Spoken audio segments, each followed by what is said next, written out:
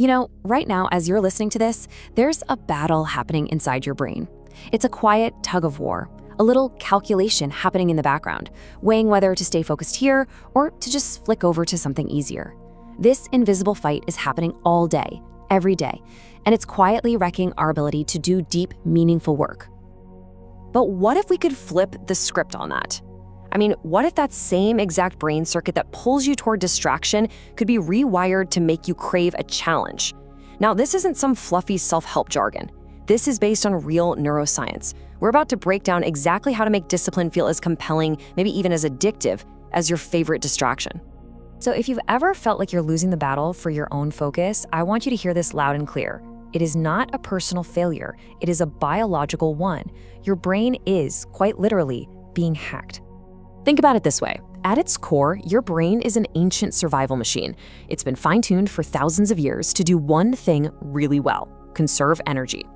So it's constantly running this little cost-benefit analysis in the background. High effort for a reward that's way off in the future? The brain's gonna hit the brakes. Low effort for a guaranteed little hit of pleasure? That's a green light every single time. And here's where the problem comes in. We have this ancient hardware running in a modern world that is specifically engineered to exploit that very system. I mean, every app, every notification, every 30-second video, they're designed by teams of brilliant engineers to give you that perfect low-effort, high-reward hit, hijacking your brain's most basic survival instincts. To really get how this hack works, we have to talk about the main culprit, the chemical at the center of all of this: dopamine. And there is a really good chance that everything you've been told about what it does is, well, wrong. Now, this is so important to understand. Dopamine isn't the pleasure chemical, it's the pursuit chemical. It's the chemical of wanting. It's that feeling of anticipation. It's the surge you get before you get the reward, the thing that drives you to go get it. It's supposed to be the engine of motivation, but when it gets hijacked, it becomes the engine of endless distraction. So what happens when you're just flooding your brain with these easy hits, day in and day out?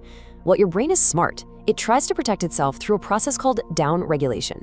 It literally starts reducing the number of dopamine receptors. It's like the world is slowly turning down the volume on everything, and you need more and more stimulation just to feel normal. And the results? All the normal, healthy stuff starts to feel kind of dull, right? That workout that used to make you feel amazing now feels like climbing a mountain. That book you were so excited to read just can't hold your attention for more than a few minutes. You haven't lost your discipline. You've literally developed a tolerance, just like you would with any drug. Okay, I know that sounds a little bleak, but here is the amazing part. We can absolutely fight back. And it's not about some impossible battle of willpower. It's about a strategic and totally manageable reset of your brain's entire reward system. And the whole solution is built on this beautiful, beautiful idea called neuroplasticity. The idea that your brain is not fixed, it's not set in stone, it's more like clay. It is constantly rewiring itself based on what you do. So every single choice you make is either strengthening the pathways for discipline or digging the trenches deeper for distraction. You are the architect here. So this is what a dopamine detox is really all about. You're not trying to get rid of dopamine. That's impossible, and you wouldn't want to. You are simply removing all the artificial, hyper-stimulating junk. Think of it like a dimmer switch that's been cranked up to a blinding level. All you're doing is turning it down so your eyes can adjust and see what normal light actually looks like again. All right, so that's the what and the why. Now for the fun part, the how. Let's get into the practical, step-by-step game plan for actually taking back control. It really just boils down to a simple 3-step process. First, you've got to be brutally honest with yourself. What are your biggest sources of easy dopamine? Social media, junk food, online shopping, you name it. Second, you just eliminate them for a set amount of time. I think 7 days is a fantastic starting point. And third, and this is key, you have to replace them. Your brain hates a vacuum. You've got to fill that time with slow, effortful rewards, like reading a physical book, cooking a real meal, or just going for a walk without any headphones.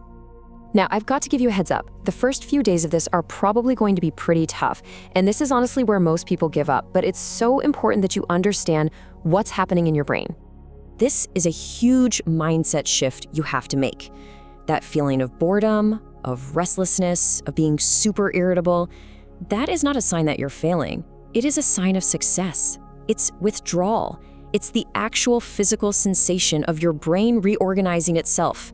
It is the clearest signal you can possibly get that the reset is working. So lean into it. Because once you push through that initial phase, something really cool starts to happen. You start to truly feel the profound difference between the two types of rewards our brains can experience. And this brings us to the core of it all.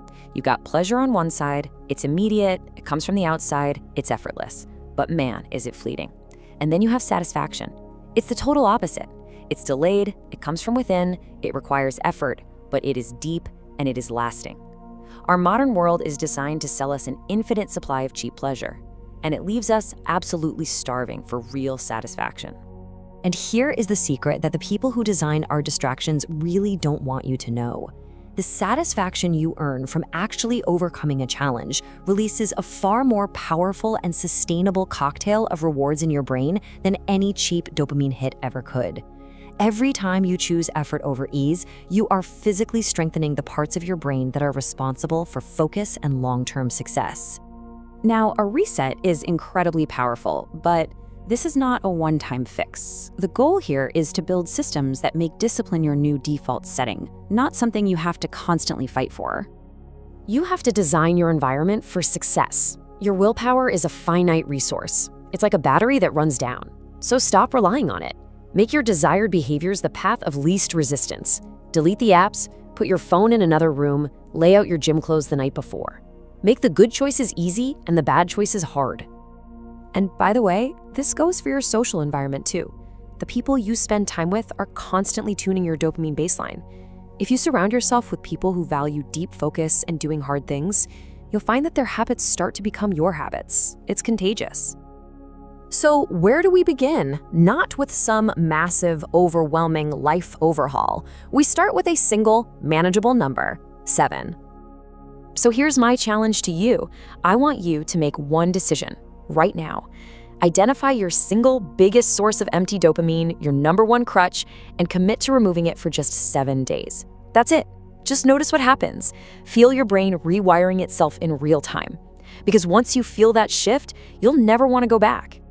Look, this is about reclaiming your own mind. True freedom isn't having endless distractions at your fingertips. True freedom is the ability to choose to do difficult things and to actually enjoy the process.